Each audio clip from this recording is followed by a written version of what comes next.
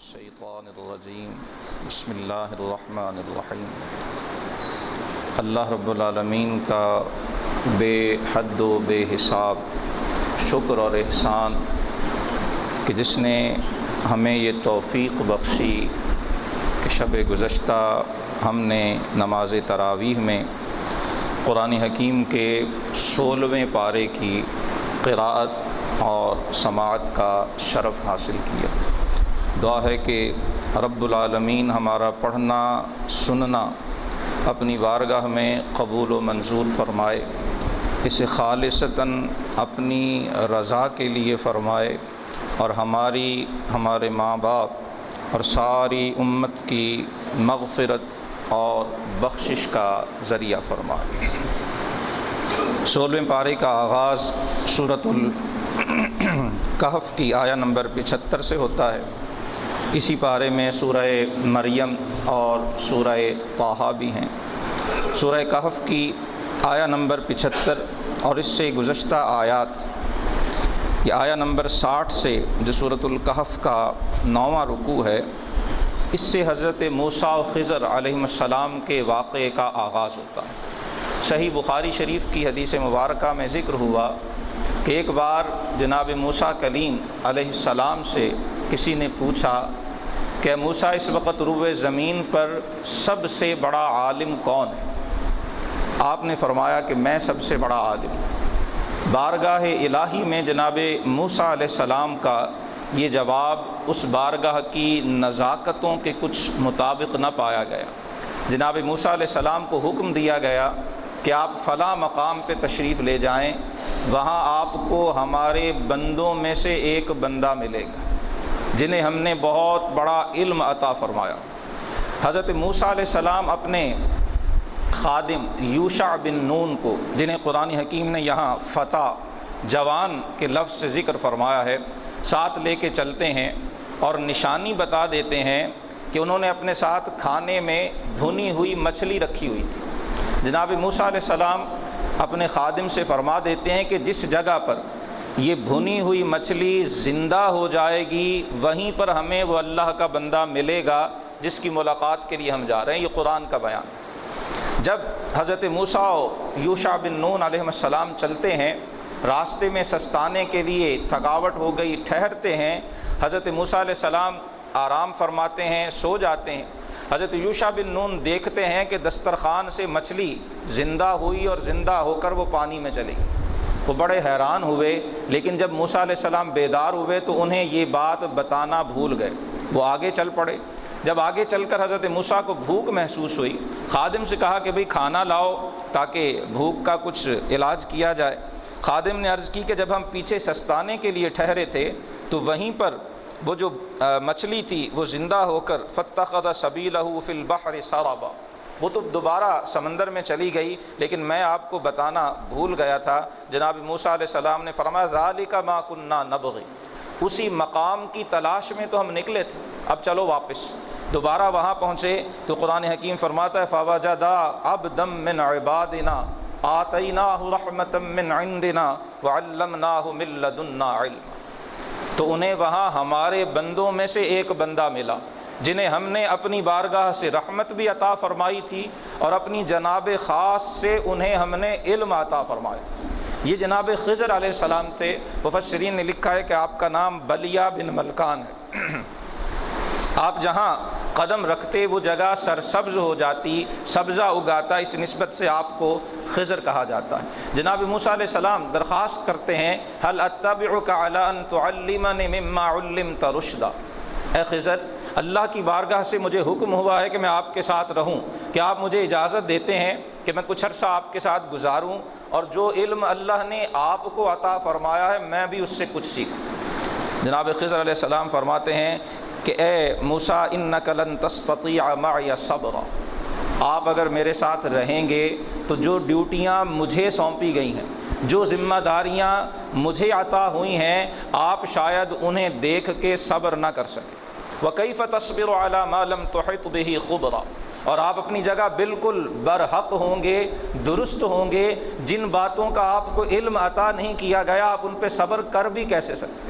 جناب موسیٰ وعدہ کرتے ہیں ستجدنی انشاءاللہ صابر، اللہ نے چاہا آپ مجھے صبر کرنے والا پائیں گے، میں آپ کی کسی کام پر اعتراض نہیں کروں گا، نہ آپ کی نافرمانی کروں۔ مفسرین فرماتے ہیں اس واقعے کو اللہ نے ہماری ہدایت رہنمائی کے لیے ذکر کیا ہے، بتایا جا رہا ہے کہ جس سے سیکھا جاتا ہے اس کا ادب کیا ہوتا، استاد ہو شیخ ہو اس کے ساتھ معاملہ کیسے کیا جاتا ہے، ہر ایک کام پر اپنی لا علمی کے باوجود اعتراض کرنا، علم نہ ہونے کے باوجود استاد کے اور سکھانے والے کے کسی کام پر معترض ہونا، یہ فیض علم کے حصول کی راہ میں رکاوٹ بن جاتا ہے، یہ بیریئر بن جاتا ہے، یہ حجاب بن جاتا ہے، علم نافع نصیب نہیں ہوتا اگر اپنے شیخ اپنے استاد جو شریعت کے احکام پہ عمل پیرا ہے اس کے کاموں پر اعتراض کیا جائے کہ پاؤں نیچے کر لیں، مسجد میں ایسے نہیں بیٹھتے ہیں، پاؤں نیچے کر لیں، جزاک اللہ۔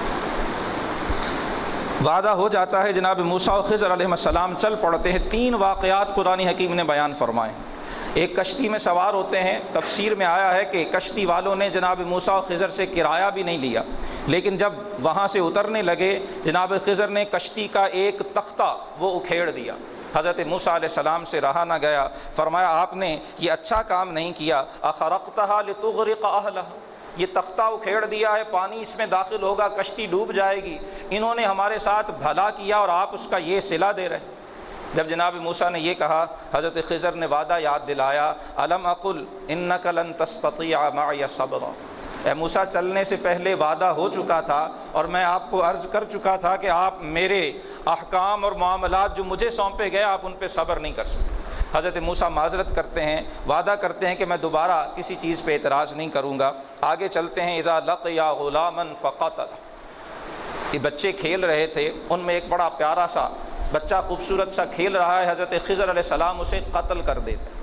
جناب موسیٰ علیہ السلام فرماتے ہیں، قتلت نفسا زکیۃ بغیر نفس، جو اللہ کا کلیم کشتی کا تختہ اکھیڑنے پہ خاموش نہیں رہا، وہ لڑکے کے قتل پہ کیسے خاموش رہ سکتا؟ فوراً فرمایا کہ آپ نے یہ اچھا کام نہیں کیا، لقد جئت شیئا نکرا۔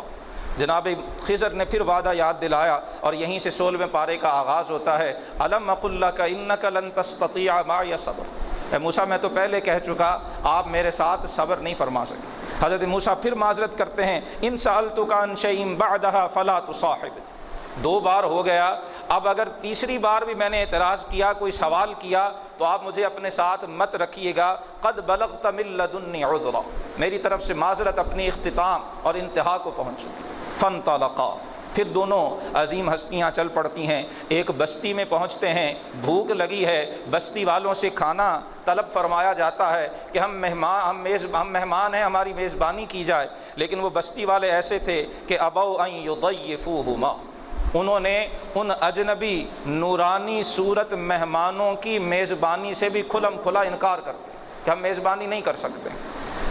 بستی سے جب نکلنے لگے، فوجد فیہا جدارا، ایک دیوار نظر آئی جو گرنے کے قریب تھی، یرید ان ینقض فاقامہ، جناب خضر ہاتھ سے اس دیوار کو سیدھا کر دیتے ہیں۔ حضرت موسیٰ فرماتے لو شئت لاتخذت علیہ اجرا، اے خضر یہ بستی والے تو ایسے سخت دل ہیں کہ ہماری میزبانی سے بھی انکار کر دیا اور آپ نے یہ بغیر کسی معاوضے کے دیوار سیدھی کر دی، ان سے معاوضہ لے لینا چاہیے تھا۔ جناب خضر فرماتے ھذا فراق بینی و بین، اے موسیٰ آپ کی عذر بھی پورا ہو چکا، یہ تیسری بار ہے اور آپ نے پھر سوال کیا، لہٰذا اب میری اور آپ کی راہیں جدا ہو رہی ہیں۔ سأنبئک بتأویل ما لم تستطع علیہ صبرا، اب جن باتوں پہ آپ صبر نہیں کر سکے ذرا ان کی تفصیل بھی سن لیجیے۔ مفسرین فرماتے ہیں یہ واقعہ بڑا اہم ہے، اس میں ہمیں سمجھایا جا رہا ہے کہ دنیا میں جو باتیں ہمیں نظر آتی ہیں اور جنہیں دیکھ کے ہم سمجھتے ہیں کہ یہ تو بڑی ناانصافی، یہ بڑا غلط ہو رہا، لیکن ہم صرف اس کا ایک رخ دیکھ رہے ہوتے ہیں۔ ہم اپنے محدود علم، ہم اپنے محدود مشاہدے، ہم اپنے محدود تجربے کی بنا پر تصویر کا صرف ایک رخ دیکھ رہے ہوتے ہیں، اور وہ ذات جو بار بار فرماتی ہے، جو علام الغیوب ہے، جو علیم بذات الصدور ہے، جو سر و اخفا، جو جہر و سر ہر ایک کو جاننے والی ہے، تصویر کا دوسرا رخ اس ذات کے علم میں ہوا کرتا ہے۔ اس واقعے میں دراصل ہمیں سمجھایا یہ جا رہا ہے کہ اپنے علم پہ اتنے نازا مت ہوا کرو کہ اللہ کے فیصلوں پہ اعتراض کرنے لگ جاؤ، اپنے علم، اپنے تجربے، اپنے مشاہدات پہ اتنے نہ اترانے لگ جایا کرو کہ اللہ احکم الحاکمین کے فیصلے، اللہ احکم الحاکمین کے بنائے ہوئے قانون اور اللہ کی بنائی ہوئی شریعت پر بھی تمہیں اعتراض نظر آنے لگ جائے۔ ایسی عقل قابل علاج ہے جو اللہ کے احکام میں کسی طرح کا عیب ڈھونڈتی ہے۔ اب فرمایا تفصیل بھی سن لیجیے۔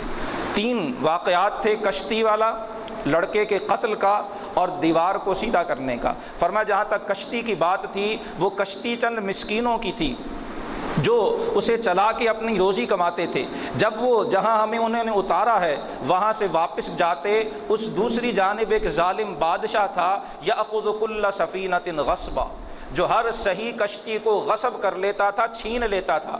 میں نے تختہ اس لیے اکھیڑ دیا، چند کیل ہی لگانا پڑیں گے نا۔ وہ ظالم بادشاہ جب دیکھے گا کہ کشتی میں عیب ہے، ٹوٹی ہوئی ہے، وہ اسے چھینے گا نہیں، یہ مسکین اس کی مرمت کر کے اپنی روزی روٹی چلاتے رہیں گے۔ آپ نے صرف تختہ اکھڑنے کو دیکھا اور اللہ پاک اس ظالم بادشاہ کے ظلم سے ان مسکینوں کو بچانا چاہتا تھا۔ حکم مجھے دیا گیا، کشتی کا تختہ میں نے ضرور اکھیڑا ہے، لیکن آگے چل کے جناب خضر فرما رہے ہیں میں نے کوئی کام بھی اپنی مرضی سے نہیں کیا، یہ اپنے رب کے حکم سے کیا۔ اب آ جائیے لڑکے کی طرف کہ لڑکے کو میں نے قتل کیا، ہاں میں نے قتل کیا، لیکن یہ لڑکا وہ تھا کان ابواہ مؤمنین، اس کے ماں باپ بڑے پختہ، بڑے بہترین اور اچھے مومن تھے۔ اس لڑکے نے بڑے ہو کر ایسا ظالم، ایسا جو ہے وہ شخص بننا تھا کہ اپنے ماں باپ کے ایمان کو بھی شاید خطرے میں ڈال دیتا۔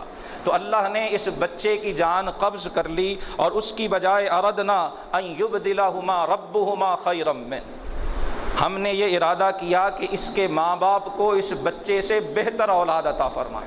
یہ بچہ جو بڑا ہوتا تو اپنے ماں باپ کی گمراہی، طغیانی، کفر اور سرکشی کی وجہ بن سکتا تھا، اللہ نے اس کی روح قبض کی اور اس کے بدلے انہیں بہتر اولاد عطا فرمائی جو اس لڑکے سے زیادہ پاکیزہ اور زیادہ صلہ رحمی کرنے والی۔ مفسرین نے لکھا ہے کہ اس لڑکے کی جگہ اللہ نے انہیں ایک بیٹی عطا فرمائی اور اس بیٹی کی نسل سے کئی ایک انبیاء ہوئے۔ بیٹوں کے لیے رو رو کے گڑ گڑانے والوں کے لیے بھی اس واقعے میں سبق ہے، ضرور مانگنا چاہیے۔ بیٹے مانگنا کوئی منع نہیں ہے، جناب زکریا کی دعا آ رہی ہے، جناب ابراہیم علیہ السلام نے مانگے، اللہ کی بارگاہ سے ضرور مانگے۔ اس سے نہیں مانگیں گے تو کس سے مانگیں گے؟ وہ تو مانگنے والوں کا طریقہ ہمیں سکھا رہا ہے، لیکن اگر وہ اپنی حکمت سے نہیں دیتا، اگر اس کی حکمت ہمیں بیٹے نہ دینے میں ہے تو اس کی تقسیم پہ اعتراض نہیں کرنا چاہیے، ناشکری نہیں کرنی چاہیے۔ وہ بیٹیاں جنہیں شاید ہم اللہ معاف فرمائے بالکل فضول اور بے مقصد سمجھتے ہیں، قرآن بتا رہا ہے کہ بعض اوقات ان بیٹیوں میں اللہ نے بیٹوں سے کہیں بڑھ کر خیر رکھی ہوا کرے۔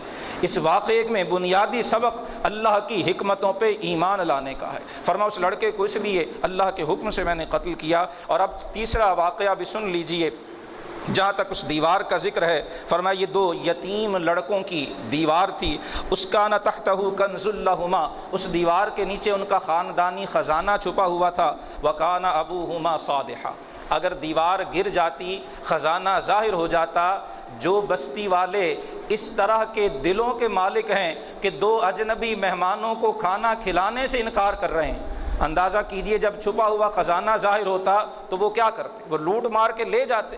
ان یتیموں کے ہاتھ کچھ بھی نہ آتا۔ وَكَانَ أَبُوهُمَا صَالِحًا، اللہ نے مجھے حکم دیا، میں نے دیوار سیدھی کر دی۔ جب یہ لڑکے جوان ہو جائیں گے، خاندانی ذرائع سے اپنے خزانے کا انہیں پتہ چلے گا، وہ دیوار گرا کے کھود کے اپنا خزانہ حاصل کر لیں گے۔ اب رہا یہ سوال کہ اتنا اہتمام کیوں؟ کان ابوہما صالحا، سورہ کہف ہے، آیا نمبر 88 ہے، اور ایک جملہ ہے کاش ہم اپنے دلوں کی تختی پہ لکھ لیں۔ کان ابوہما صالحا، حضرت موسیٰ و خضر کو بھیجا جاتا ہے اور ان یتیموں کے خزانے کی حفاظت کروائی جاتی ہے۔ جناب خضر گرتی ہوئی دیوار کو سیدھا کر دیتے ہیں۔ اتنی تفصیل اور یہ ساری محنت و مشقت کس لیے؟ فرمایا کان ابوہما صالحا، ان کا باپ ایک نیک آدمی تھا۔ یہ کون سا باب تھا؟ قرآن نے تو تفصیل بیان نہیں کی، لیکن بعض مفسرین نے لکھا ہے کہ ان کی 7ویں پشت میں ایک نیک آدمی تھا، ایک صالح آدمی تھا۔ اس صالح آدمی کی صلاح اور نیکی کی برکت سے اللہ نے 7 پشتوں کے بعد ان کے خزانے کی حفاظت جناب موسیٰ و خضر کے ذریعے سے کروائی۔ حضرت محمد بن المنقدر رحمہ اللہ تعالی آپ فرماتے ہیں کہ ایک انسان کی صلاح، اس کی نیکی کی وجہ سے اللہ اس کی اولاد اور اولاد کی اولاد میں بھی خیر و برکت کو رکھا کرتا ہے۔ جس جگہ اللہ کا وہ نیک بندہ رہتا ہے، اللہ پاک اس کے ارد گرد والوں پر بھی اس کی وجہ سے رحمت فرمایا کرتا ہے۔ کان ابوہما صالحا فرما کے ہمیں متوجہ کیا جا رہا ہے کہ اولاد کے مستقبل کی گارنٹی اور ضمانت اور حفاظت چاہتے ہو تو اپنے رب سے تعلق جوڑ لو، صالح بنو، نیک بنو، اللہ کے فرما بردار بنو، اس کی اطاعت کا رستہ اختیار کرو، اس کی نافرمانی کو چھوڑ دو۔ جب اللہ سے صلح کر لو گے، اس کے مطیع اور فرما بردار بن جاؤ گے، تمہاری اولاد کی حفاظت کے لیے وہ غیبی طاقتوں کو بھی کام میں لے آ سکتا ہے۔ جس رب نے جناب خضر و موسیٰ علیہ السلام کو بھیج کے بنی اسرائیل کے ان یتیم بچوں کے خزانوں کی حفاظت فرمائی ہے، اس رب کی قدرتیں ختم ہونے والی نہیں ہیں۔ صرف اور صرف مسئلہ ہمارے اندر ہے کہ ہمیں اللہ کے وعدوں پہ اتنا یقین نہیں رہا جتنا ہمیں انشورنس کمپنیوں کے جھوٹ پہ یقین ہو گیا۔ انشورنس کمپنیوں کے پریمیئرز، ان کی طرح طرح کی اسکیموں پہ جتنا ہم بھروسہ کرتے ہیں، شریعت کی حدود کو پامال کرنا پڑے تو کر گزرتے ہیں، کھلم کھلا سود لینا دینا پڑے تو کر گزرتے ہیں، حرام کرنا پڑے کر گزرتے ہیں، لیکن اللہ کے حکم پر ہمیں اتنا یقین باقی نہیں رہا۔ ہماری ساری پریشانیوں کی آج بنیادی وجہ یہی ہے۔ کان ابوہما صالحا ارشاد فرما کر ہم سب کو اس جانب متوجہ کیا گیا، اور آخر میں جناب خضر نے فرمایا وما فعلتہ عن امری، میں نے ان میں سے کوئی کام بھی اپنے مرضی سے، اپنی ذاتی رائے اور ارادے سے نہیں کیا، یہ سب اللہ کے حکم سے تھا، اور یہ اس کی تفسیر ہے جس پہ آپ صبر نہیں کر سکتے۔ مفسرین فرماتے اس واقعے میں بے شمار حکمتیں ہیں، صرف ایک بڑی اہم حکمت جو قرآن حکیم کی الفاظ اور جملوں سے واضح ہے کہ یہ 3 کام ہیں: کشتی کا تختہ اکھیڑنا، لڑکے کو قتل کرنا، اور گرتی ہوئی دیوار کو سیدھا کرنا۔ جناب خضر نے جب ان کی تفسیر بیان فرمائی ہے تو اس تفسیر میں انداز بڑا مختلف ہے۔ جب کشتی کا تختہ اکھیڑنے کی بات ہوئی ہے تو آپ نے اسے اپنی طرف منسوب کیا ہے، اردت ان اعیبھا، میں نے چاہا کہ میں اس کشتی کو عیبدار کروں۔ اور جب غلام کو قتل کرنے کی بات ہوئی ہے تو وہاں اردنا ان یبدلہما، ہم نے چاہا، اپنی اور اللہ رب العالمین کا ذکر یہاں پر فرمایا۔ اور جہاں دیوار کو سیدھا کرنے کی بات ہوئی ہے وہاں اراد ربک ان یبلغا اشدہما، وہاں اسے صرف اللہ کی ذات کی طرف منسوب کیا۔ مفسرین فرماتے اس میں حکمت یہ ہے کہ خیر و شر، اچھائی اور برائی، یہ سب کی سب اللہ کی طرف سے ہی ہوا کرتی ہے، لیکن اللہ کا سکھایا ہوا طریقہ اور اللہ کے محبوبان بارگاہ بندوں کا طریقہ یہ ہے کہ وہ خیر کو اللہ کی طرف منسوب کرتے ہیں اور شر اور برائی کو اپنی ذات کی طرف منسوب کرتے ہیں، اور شیطان کا طریقہ یہ ہے کہ وہ شر کو نعوذ باللہ اللہ کی طرف منسوب کرتا ہے۔ جناب خضر نے بارگاہ الہی کے ادب کی رعایت کرتے ہوئے جہاں سراسر خیر تھا اسے اللہ کی طرف منسوب کیا، اور جہاں بظاہر صرف شر تھا اسے اپنی طرف منسوب کیا ہے، اور جہاں معاملہ ملا جلا تھا وہاں دونوں کا ذکر کیا۔ جناب ابراہیم علیہ السلام کی دعا میں بھی یہی ادب کا پہلو ملحوظ ہے۔ آپ عرض کرتے ہیں اذا مرضت فہو یشفین، جب میں بیمار ہوتا ہوں تو وہ شفا دیتا ہے۔ بیماری کو اپنی طرف منسوب کیا ہے اور شفا کو اللہ کی طرف منسوب کیا ہے، بیماری بھی اسی کی طرف سے اور شفا بھی اسی کی طرف سے، لیکن ابو الانبیاء ہمیں سکھا یہ رہے ہیں، قرآن ہمیں تعلیم یہ دے رہا ہے، خیر کو اپنے رب کی طرف منسوب کیا کرو اور شر کو اپنی شامت اعمال کا نتیجہ سمجھا کرو، یہی ہدایت یافتہ بندوں کا طریقہ ہے۔ جناب ذوالقرنین کا ذکر اس سورہ مبارکہ کے آخر میں کیا گیا۔ یہودیوں نے رسول اللہ صلی اللہ علیہ وسلم سے جو سوالات کیے ان میں ایک ذوالقرنین کے بارے میں بھی تھا، تفصیلی ذکر یہاں ہوا، اور اسی سورہ مبارکہ میں یاجوج اور ماجوج کا ذکر بھی کر دیا گیا ہے۔ تورات کے اندر بھی یاجوج اور ماجوج کے فتنے کا ذکر ہے، انہیں گوگ اور میگوگ یہ تورات میں بائبل میں کہا گیا، عربی میں قرآن نے انہیں یاجوج اور ماجوج کہا۔ وہ پیدا ہو چکے، اس کائنات میں موجود ہیں، قرآن نے ان کا ذکر کیا ہے، رسول اللہ صلی اللہ علیہ وسلم نے احادیث صحیحہ میں اس کا ذکر کیا ہے۔ سو اب یہ کہنا کہ جی چونکہ گوگل میپ پہ وہ نظر نہیں آتے تو لہٰذا نعوذ باللہ موجود ہی نہیں ہے، سادگی کے ساتھ صرف اتنا جواب ہے کہ دیکھ لیں کلمہ گوگل میپ کا پڑھتے ہیں یا اللہ اور اللہ کے رسول کا پڑھتے ہیں۔ جو گوگل میپ کا کلمہ پڑھتا ہے اسے وہ مبارک ہو، اور جو اللہ اور اللہ کے رسول کا کلمہ پڑھتا ہے اس کے لیے اللہ اور اللہ کے رسول کا فرمان حق ہے، سچ ہے، وہ درست ہے۔ ہماری عقل، انسانی عقل ابھی وہاں تک پہنچ نہیں سکی۔ اور تھوڑا سا اگر سمجھنے کی طرف آنا چاہیں تو اس 21ویں صدی میں بھی اسی کائنات پہ ابھی تک بہت سے راز ایسے ہیں جنہیں سائنس اپنی سر تڑ کوششوں کے باوجود حل نہیں کر پائی۔ دور جانے کی ضرورت نہیں ہے، اسی کرونا کی وبا کو دیکھ لیجیے، دوسرا سال ہو رہا ہے، ہم تو تھرڈ ورلڈ ہیں، ہم تو میڈیکلی، ہم تو سائنٹیفکلی اتنے امپرووڈ نہیں ہیں۔ وہ قومیں، وہ دنیا کے ملک جو سائنس کی معراج کے دعوے میں اتنے آگے نکل گئے کہ اللہ کی ذات کو بھی بھلا بیٹھے اور انکار کر بیٹھے۔ 2 سال ہو رہے ہیں، دوا کسی کو سوجھ نہیں رہی ہے، لیبارٹریاں بند نہیں ہیں، 24 گھنٹے چل رہی ہیں، سائنسدان مر نہیں گئے، موجود ہیں، تحقیق میں لگے ہوئے ہیں۔ اللہ یہ فرما رہا ہے کہ جب تک اللہ کو منظور نہ ہو، اللہ نہ چاہے، کوئی کام ہوا نہیں کرتا۔ برمودا ٹرائنگل، میرے نوجوان دوست بیٹھے ہیں، سرچ کر کے دیکھ لیجئے، آج تک سائنس جان نہیں سکی، پتہ نہیں کتنے بڑے بڑے بحری جہاز، ملٹی جو ہے وہ کئی ملٹی سٹوریز جو شپس ہیں، کئی منزلہ بحری جہاز وہاں جا کے غرق ہو چکے ہیں، کسی کو کچھ پتہ نہیں چلتا کہ وہاں ہے کیا۔ سائنس اس کی کوئی توجیہ نہیں کر سکی ہے، آج تک اس راز کا، اس بھید کا پتہ نہیں چلا سکی ہے۔ جیسے سائنس تمام تر ترقیوں کے باوجود ان بھیدوں کا پتہ نہیں چلا سکی، اور یہ تو صرف 1-2 چیزیں، بے شمار کائنات کے سربستہ راز ہیں۔ یاجوج و ماجوج، دجال، جن کے بارے میں قرآن اور احادیث میں صراحت کے ساتھ آ چکا ہے، وہ حق ہے، قرآن کا بیان حق ہے، احادیث کا فرمان حق ہے۔ انسانی فکر، انسانی کوشش ابھی وہاں تک پہنچ نہیں سکی، اور تبھی پہنچے گی جب اللہ کو منظور ہو۔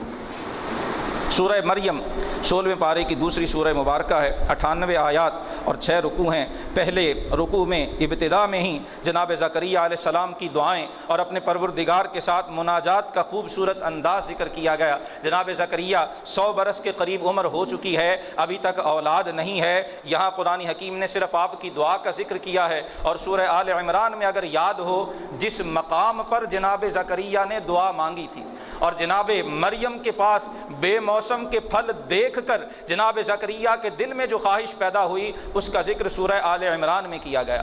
قرآن کو سمجھنے کے لیے سارے قرآن کو پیش نظر رکھنا لازم ہے، ضروری ہے۔ صرف ایک آیت یا ایک سورت کو دیکھ کر اگر ہم کسی نتیجے پہ پہنچنا چاہیں گے تو اس سے درست نتیجہ حاصل نہیں ہو سکے گا۔ قرآن حکیم ایک ہی واقعے کو ایک جگہ اس کی کچھ تفصیلات بیان فرماتا ہے اور دوسری جگہ دیگر تفصیلات ذکر کی جاتی ہیں۔ یہاں جناب زکریا کا انداز مناجات بیان ہو رہا ہے، اذ نادا ربہ نداء خفیہ، چپکے سے آہستگی سے اپنے رب کی بارگاہ میں عرض کی، مولا میری ہڈیاں کمزور ہو چکی، میرے سر میں مولا چاندی اتر آئی، ولم اکم بدعائک رب شقیہ، مولا آج تک ایسا نہیں ہوا کہ میں نے مانگا ہو اور تو نے دیا نہ ہو، تیری بارگاہ سے الہی میں کبھی محروم نہیں رہا ہوں۔ جو چیز نہیں ہے وہ ضرور مانگیں، لیکن جو ہے ان کا تو اعتراف کریں۔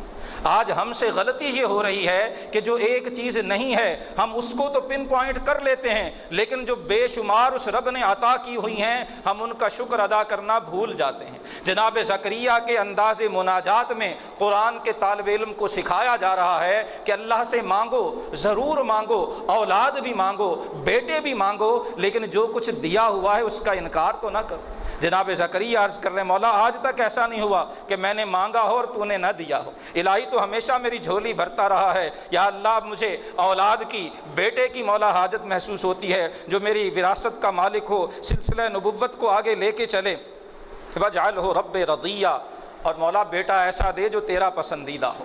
اللہ پاک آپ کی دعا کو قبول فرماتے ہیں۔ جناب یحییٰ جیسے عظیم فرزند کی بشارت عطا ہوتی ہے۔ جناب زکریا علیہ السلام جب اپنے بڑھاپے بیوی صاحبہ کے بانجھ ہو جانے کا ذکر بارگاہ الہی میں کرتے ہیں، آیا نمبر 9 ہے، ذرا دھیان سے دل کے کانوں سے سننے والی ہے، مشکل جیسی ہی کیوں نہ ہو، تکلیف کتنی ہی بڑی کیوں نہ ہو، حاجت کتنی ہی بڑی کیوں نہ ہو، سنیے تو صحیح رب زکریا ارشاد کیا فرما رہا۔ جناب زکریا عرض کرتے مولا میں بوڑھا ہو چکا، میری بیوی بانجھ ہو چکی، الہی اب فرزند کیسے ہوگا؟ قال کذالک، اللہ فرماتا ہے زکریا آپ درست کہہ رہے ہیں، آپ بھی بوڑھے ہیں، بیوی صاحبہ بھی بانجھ ہیں۔ قال ربک هو علی ہین، آئیے ان انتہائی مشکل حالات میں جناب زکریا کو رب کائنات نے جو ارشاد فرمایا، ہم اسی ارشاد کے واسطے سے اللہ کی بارگاہ میں دعا کریں، مولا ہماری اس مصیبت کو ٹال، یا اللہ تیرے لیے یہ بھی آسان ہے، مولا اس بیماری سے ہمیں نجات عطا فرما۔ جناب زکریا عرض کرتے مولا میں بوڑھا، بیوی بانجھ، الہی اولاد کیسے ہوگی؟ قال ربک هو علی ہین، فرمایا زکریا تیرے رب کے لیے یہ بڑا آسان ہے، یہ انسانی تجربات ہیں، یہ انسانی مشاہدات ہیں، یہ انسانی حکمت ہے، یہ انسانی طب ہے، یہ انسانی میڈیکل ہے جو کہتا ہے یہ ہو نہیں سکتا، یہ ممکن نہیں ہے، یہ کبھی ہوا نہیں ہے۔ قال ربک هو علی ہین، اے زکریا آپ کا رب فرماتا ہے یہ تو میرے لیے آسان ہے، اللہ کی قدرتوں کے لیے کیا مشکل ہے؟ وَقَدْ خَلَقْتُكَ مِنْ قَبْلِ وَلَمْ تَكُ شَيْئًا، میں ہی تو وہ ہوں جس نے آپ کو پیدا کیا ہے، جب آپ نہیں تھے آپ کو وجود بخشا ہے۔ جو رب معدوم کو موجود کر سکتا ہے وہ رب بڑھاپے میں اولاد عطا فرمانے پہ بھی قادر ہے۔ قال ربک هو علی ہین، قال ربک هو علی ہین۔ دوسرے رکوع میں جناب مریم کا ذکر خیر کیا جاتا ہے، اور یہ وہ عظیم آیات ہیں کہ جب مسلمان ہجرت کر کے حبشہ پہنچتے ہیں، کفار مکہ کو خبر ہوتی ہے، اپنا وفد بھیجتے ہیں تاکہ مسلمانوں کو حبشہ سے نکلوایا جا سکے۔ شاہ حبشہ نجاشی ان کے تحفوں کو رد کر دیتا ہے اور ان تحائف کی رشوت لے کر مسلمانوں کو اپنے ملک سے نکالنے پہ تیار نہیں ہوتا۔ وہ مشرکین مکہ کے سفیر دوسری چال چلتے ہیں۔ شاہ حبشہ عیسائی ہے، نجاشی عیسائی مذہب کا حامل تھا، اس سے کہتے ہیں کہ تم ان مسلمانوں سے پوچھو تو صحیح عیسیٰ علیہ السلام کے بارے میں ان کا عقیدہ کیا ہے۔ ان کی سازش یہ تھی کہ عیسائیوں کا عقیدہ عیسیٰ علیہ السلام اللہ کے بیٹے ہیں، مسلمان عیسیٰ علیہ السلام کو اللہ کا بیٹا نہیں مانتے۔ جب وہ کہیں گے کہ اللہ کے بیٹے نہیں ہیں تو یہ عیسائی بادشاہ ان سے ناراض ہو جائے گا اور انہیں اپنے ملک سے نکال دے گا۔ وہ بادشاہ اپنے مذہب سے محبت رکھنے والا، اس پہ ایمان رکھنے والا تھا۔ مسلمانوں کے وفد کو طلب کیا جاتا ہے، پوچھا جاتا ہے کہ بتاؤ عیسیٰ روح اللہ کے بارے میں تمہارا کیا عقیدہ ہے؟ اور وفد کے سردار حضرت جعفر ابن ابی طالب، رسول اللہ صلی اللہ علیہ وسلم کے عمزاد، حضور کے چچا زاد بھائی، حضور مولائے کائنات، باب مدینۃ العلم، علی المرتضیٰ، شیر خدا کرم اللہ وجہہ الکریم کے سگے بھائی حضرت جعفر، جنہیں جعفر طیار کہا جاتا ہے، جنہیں جنگ موتا میں بازو کٹوانے کے بدلے اللہ نے پر عطا کیے، میری آنکھوں نے نہیں دیکھے، آپ کی آنکھوں نے نہیں دیکھے، صحابہ کی آنکھوں نے نہیں دیکھے، محمد الرسول اللہ کی آنکھ نے مدینے کے فرش پہ بیٹھے ہوئے دیکھے، اور دیکھ کے صحابہ کو بتایا ہے حضور جنگ موتا کی خبریں دے رہے ہیں، رو رہے ہیں، روتے روتے نگاہیں اٹھا کے آسمان کی طرف دیکھ کے مسکرانا شروع کر دیتے ہیں۔ صحابہ عرض کرتے ہیں یا رسول اللہ ابھی رو رہے تھے، ابھی آپ مسکرانا شروع ہو گئے، وجہ کیا ہے؟ فرمایا میں رو رہا تھا کہ جنگ موتا میں میرے صحابہ شہید ہو رہے ہیں، جعفر شہید ہوئے ہیں، فلاں صحابی شہید ہو گئے، فلاں شہید ہو گئے۔ جب میں نے آنکھیں اٹھا کے دیکھا تو میرے رب نے جعفر کو ان کے دونوں بازوؤں کے بدلے میں جو لشکر اسلام کا جھنڈا اونچا کرنے کے لیے اور اونچا رکھنے کے لیے آپ نے کٹوائے تھے، اللہ نے دونوں بازوؤں کے بدلے پر عطا کیے ہیں، اور میرا جعفر ان پروں کے ساتھ جنت کے باغوں میں اڑ رہا ہے۔ یہ جعفر طیار ہیں، شاہ حبشہ کا دربار ہے۔ آپ سے پوچھا جاتا ہے کہ بتائیے عیسیٰ علیہ السلام کے بارے میں اسلام کا عقیدہ کیا ہے؟ حضرت جعفر طیار قرآن کی اس آیت کی تلاوت شروع کر دیتے ہیں، وَاذْكُرْ فِي الْكِتَابِ مریم۔ یہ دوسرا رکوع ہے، آپ پڑھتے چلے جاتے ہیں۔ ذرا دل پہ ہاتھ رکھ کے اندازہ لگائیے، جعفر طیار کی زبان ہو، جس نے رسول اللہ سے خود سیکھا ہے، رسول اللہ کے عمزاد ہیں، جن کے قلب منور پہ قرآن اترا ہے، اس صاحب قرآن کا وہ عظیم شاگرد، اس صاحب قرآن سے وہ تعلم کا تعلق رکھنے والا شاہ حبشہ کے دربار میں کھڑا قرآن پڑھ رہا ہے۔ آپ قرآن پڑھتے جاتے ہیں اور شاہ حبشہ اور اس کے پادری روتے جاتے ہیں۔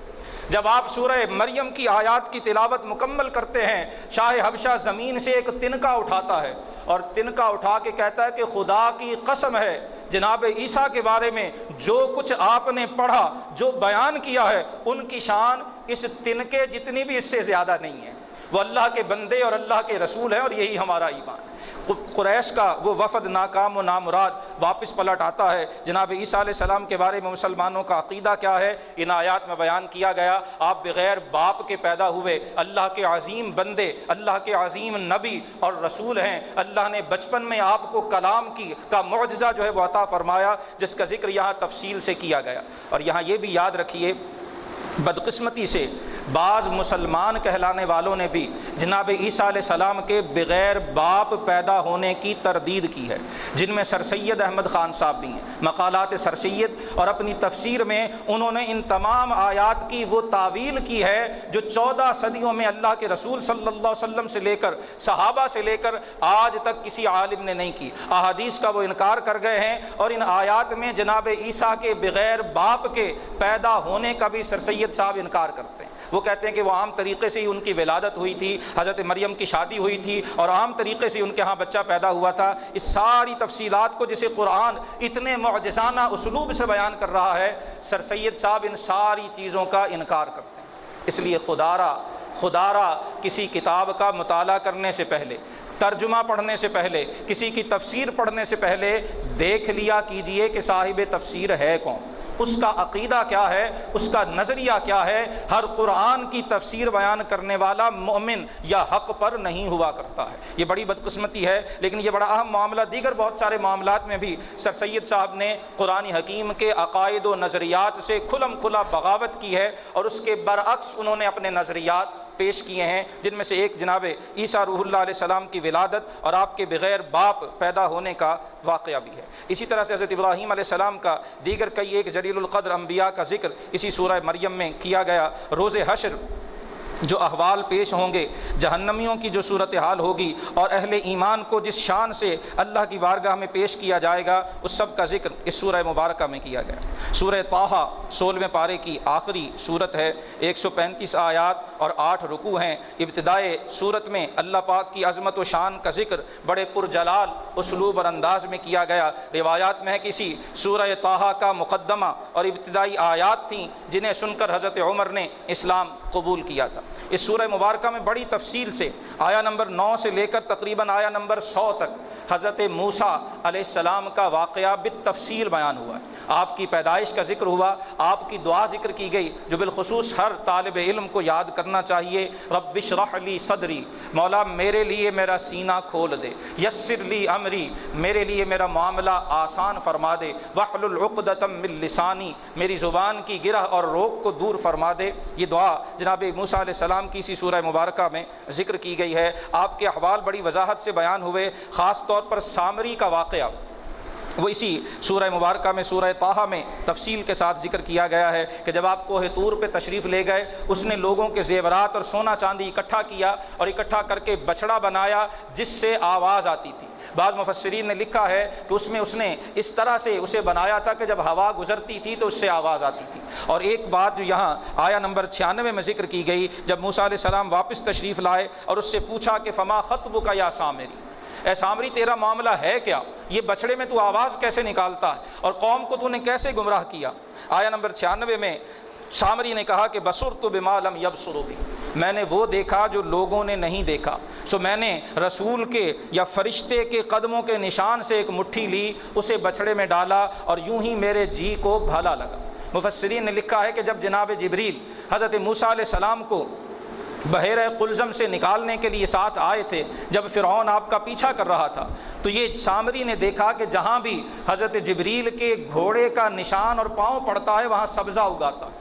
اس نے وہاں سے وہ مٹی اٹھا لی اور جو ہے قوم کے زیورات اور سونا چاندی اکٹھا کر کے بچڑا بنا کے اس کے منہ میں جب وہ مٹی ڈالی تو اس سے آواز آنا شروع ہو گئی۔ یہ مفسرین نے ذکر کیا اسی آیہ مبارکہ کی تفسیر میں۔ جناب موسیٰ علیہ السلام نے اس کی تردید کی اور فرمایا اللہ تو وہی ہے جو ایک ہی الہ ہے، اس کے سوا کوئی عبادت کے لائق نہیں۔ اس بچڑے کو جلا کے خاکستر کر دیا اور سامری کو سزا یہ دی گئی کہ اللہ پاک نے اسے ایک چھوت کے مرض میں مبتلا کر دیا، ان تقول لا مساس، فرمایا تیری سزا یہ ہے کہ تو لوگوں کو کہے گا کہ مجھے کوئی نہ چھوئے، مجھے کوئی ہاتھ نہ لگائے۔ مفسرین لکھتے ہیں کہ جو اسے ہاتھ لگاتا تھا، ہاتھ لگانے والے کو بھی تیز بخار ہوتا تھا اور سامری کو بھی بخار ہو جاتا، اور اسی طرح سے وہ اللہ کے اس عذاب میں مبتلا ہو کر دنیا سے چلا گیا۔ اسی سورہ مبارکہ میں اللہ پاک نے اپنے حبیب صلی اللہ علیہ وسلم کو آیا نمبر 114 میں یہ دعا تعلیم فرمائی، وَقُلْ رَبِّ زِدْنِي عِلْمًا، اے محبوب آپ اللہ کی بارگاہ میں عرض کیا کیجئے کہ اے میرے رب مجھے علم زیادہ عطا فرما۔